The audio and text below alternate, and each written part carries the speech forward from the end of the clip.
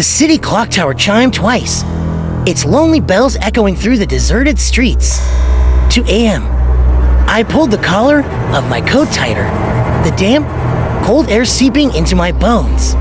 Another late night at the office. Another solitary walk home. The rhythmic click of my dress shoes on the wet pavement was the only sound, a steady beat in the oppressive silence. I turned onto Elm Street, my usual shortcut. It was always a bit unsettling at this hour. The houses were dark, their windows like vacant eyes. The only light came from a single, flickering streetlight halfway down the block, casting long, dancing shadows that played tricks on the mind. It was under this sputtering light that I first heard it. Click-clack. My steps click-dash-clack. Click-clack. I froze. Another set of footsteps, perfectly in sync with mine, but heavier, more deliberate. I stopped walking, holding my breath. The other footsteps stopped too. The silence that followed was thick, suffocating. I told myself it was just an echo, a weird acoustic quirk of the narrow street.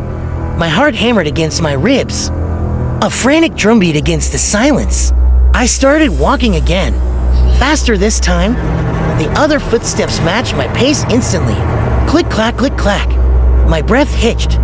I risked a glance over my shoulder. Nothing, just the empty, glistening street stretching back into the darkness. But the feeling of being watched was overwhelming. A physical pressure on the back of my neck. I was getting scared, properly scared. I broke into a jog. The footsteps behind me did the same, a heavy, pounding thud that seemed to shake the very ground. Thud, thud, thud, thud. It was no echo. It was real, and it was getting closer. The air grew colder, a sharp, unnatural chill that had nothing to do with the weather. The flickering streetlight was just ahead. As I passed under it, its light momentarily died, plunging me into absolute blackness. In that split second of darkness, the footsteps were right behind my ear. A low, guttural breathing sound accompanied them, a wet, raspy inhale and exhale that smelled of damp earth and decay.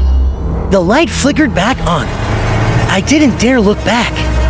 I sprinted, my lungs burning, my polished shoes slipping on the wet asphalt.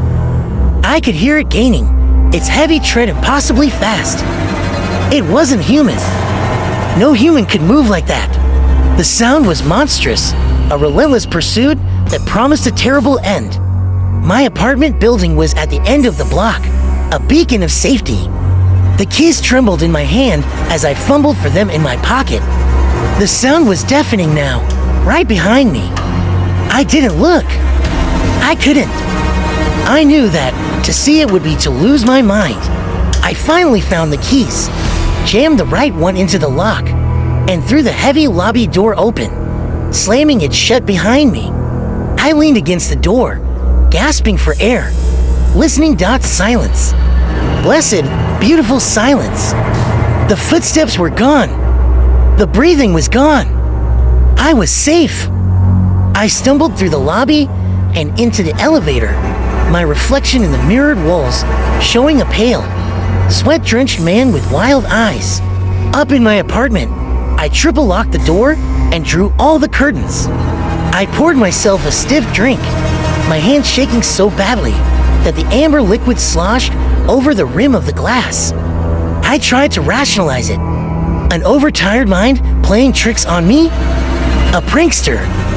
But the cold, the smell, the sheer terror, it was too real. For the next week, I took cabs home, no matter the cost. I avoided walking alone at night. But the fear lingered. Every creak of the floorboards, every gust of wind against the window, sent a jolt of panic through me. I started seeing things in the periphery of my vision. A tall, slender shadow standing in a doorway, a fleeting shape in a mirror's reflection. But whenever I turned to look, there was nothing there. I was beginning to think I was going insane. Sleep offered no escape. My dreams were filled with endless, dark streets, and the sound of those heavy, pursuing footsteps. I would wake up in a cold sweat, the sound still echoing in my ears. One evening, about a month later, I was working late again. I had convinced myself the incident was a one-time hallucination. Exhaustion and stress.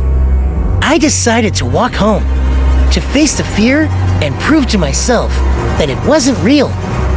The night was clear and still. Elm Street was quiet, bathed in the cool glow of a full moon.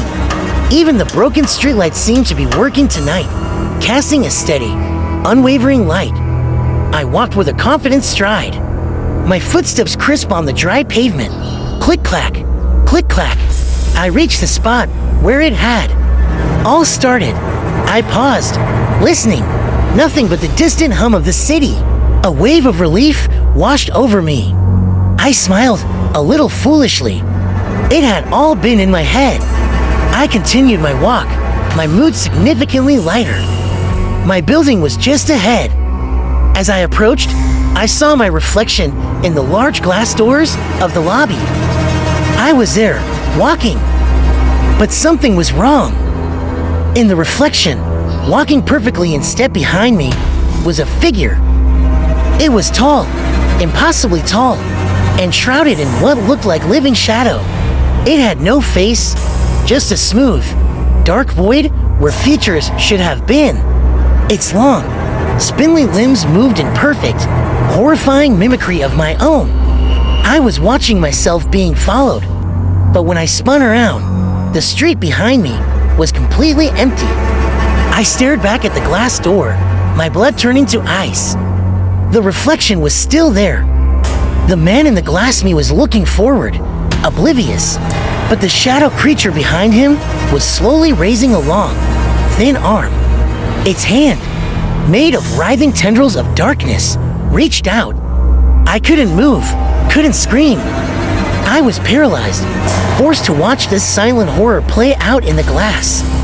The shadow's hand rested gently on my reflection's shoulder. And then, the me in the reflection smiled. It was a slow, knowing, terrible smile. He didn't seem surprised or scared. He seemed welcoming. My reflection then turned its head, not towards me, but towards the faceless entity behind it, its smile widening. It gave a slight, almost imperceptible nod. And then, slowly, my reflection turned its head back to face forward, its eyes in the glass, locking directly onto mine. They weren't my eyes anymore. They were cold, ancient, and utterly devoid of humanity. That's when I finally understood. The thing on the street hadn't been following me. It had been walking with me all along. I wasn't the one being haunted. I was the one doing the haunting. And tonight, for the first time, my shadow decided to show me who was really in control. The footsteps I heard weren't someone else's. They were my own. Both pairs.